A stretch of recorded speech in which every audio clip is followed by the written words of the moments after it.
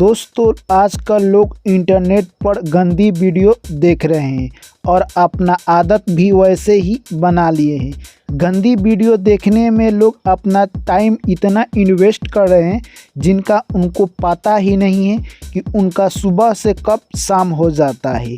यानी कहे तो वो सेक्स वाला वीडियो देख रहे हैं और वैसे ही करने का प्रयास कर रहे हैं, जैसे कि प्राइवेट पार्टों को अपने मुंह से चाटना और पैरों को मुंह से चाटना। जी हाँ दोस्तों, यानी कुछ ऐसी आदतें हैं जो कि इंसान को मजबूर कर देती है यानी गंदी वीडियो देखने के बाद। तो आज की वीडियो में दोस्तों हम लोग महात्मा बुद्ध द्वारा बताए गए 2 ऐसे कारणों को जानेंगे। अगर मनुष्य इन 2 चीज़ों को अपने मुंह से चाटता है तो उसका सर्वनाश हो जाता है। तो चलिए दोस्तों, आखिर वो कौन सी 2 चीज़ें हैं आज की वीडियो के माध्यम से जानेंगे। ऐसे में कहा जाता है दोस्तों कि कोई भी मनुष्य यानी रास्ता भटक गया हो तो महात्मा बुद्ध की कहानी सुन लेता है तो वो रास्ते पर आ जाता है। तो आप लोगों से मेरी हाथ जोड़कर गुजारिश है कि इस कहानी को पूरा सुनना और हो सके तो वीडियो को लाइक कर देना। चलिए दोस्तों, कहानी को शुरू करते हैं। उससे पहले आप कहानी में खो जाएं, चैनल को सब्सक्राइब कर लीजिए और नोटिफिकेशन को ऑन कर लीजिए। चलिए दोस्तों, कहानी को शुरू करते हैं। एक प्यारा सा गांव था। उस गांव में एक लड़का रहता था जिसका नाम था राहुल। दोस्तों वो लड़का अपने गांव में काफ़ी फेमस था। वो जॉब के लिए सुबह में जाता और शाम को चला आता और गरीबों का भी वो हेल्प करता। वो दोस्तों इतना फेमस था कि लोग उसे हमेशा पूछते रहते कि तुम कहाँ रहते हो आजकल। वो लड़का कहता काम से ही टाइम नहीं मिलता। दोस्तों उस लड़के को गलत आदत लग जाती है और वो भी इंटरनेट पर यानी कहे तो सेक्स वाला वीडियो देखने लगता है। दोस्तों गलत वीडियो देखने का इंजाम यही होता है कि वो सब प्राइवेट पार्ट्स को चाटते हुए देखता है और वो करने का प्रयास करने लगा। दोस्तों ऐसे ही उसकी आदत बन गई।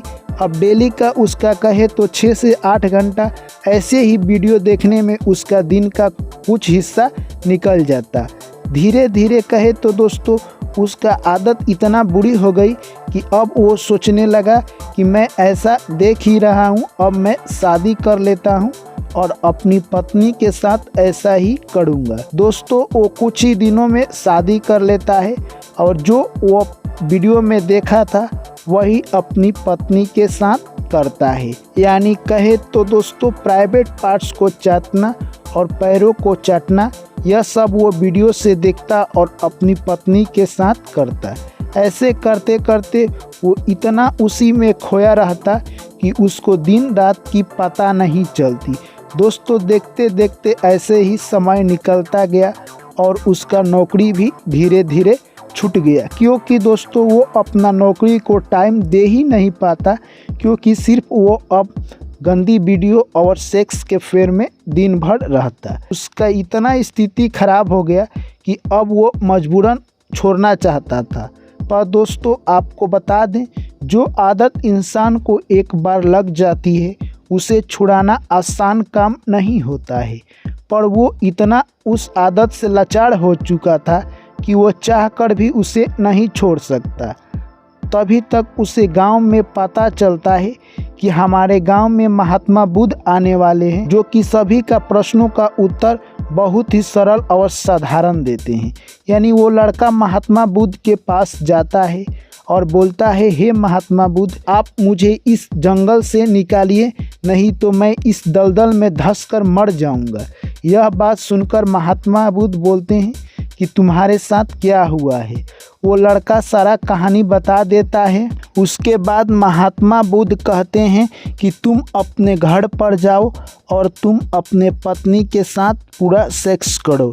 यानी तुम तब तक सेक्स करना जब तक तुम्हारा मन नहीं भर जाता। दोस्तों वो घर पर जाता है और वैसे ही करता है।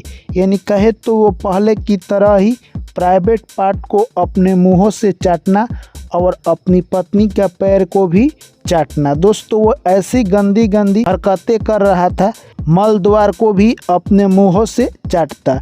दोस्तों कहा जाता है यानी कि इंसान यानी पति पत्नी के लिए परमेश्वर होते हैं। जिस जीभ से वो प्राइवेट पार्ट को चाटता है यानी कहे तो जीभ पर माँ सरस्वती विराजमान रहती है। ऐसा करने से मनुष्य नर्क की तरफ बढ़ता है, जो कि वो गलती लगातार कर रहा था। दोस्तों उसके पास अब कहें तो खाने के लिए भी कुछ नहीं बचा, क्योंकि उसका नौकरी छूट गया और जो भी संपत्ति था धीरे धीरे समाप्त हो रहा था। पर वो महात्मा बुद्ध की बात को पालन कर रहा था, यानी वो इतना सेक्स किया दोस्तों कि उसका मन भर गया और उसके बाद महात्मा बुद्ध के पास जाता है। महात्मा बुद्ध कहते हैं कि तुम्हारा मन भर चुका है। इतने में वो लड़का जाकर राहुल महात्मा बुद्ध के पास रोने लगता है, कहता है कि इससे आप मुझे बाहर निकालिए। तभी महात्मा बुद्ध कहते हैं कि तुम इससे बाहर निकल सकते हो, तुम जिस जीभ से चाट रहे हो उस जीभ पर माँ सरस्वती विराजमान होती है और जिस मुख से हम लोग भोजन करते हैं माँ लक्ष्मी का वास होता है।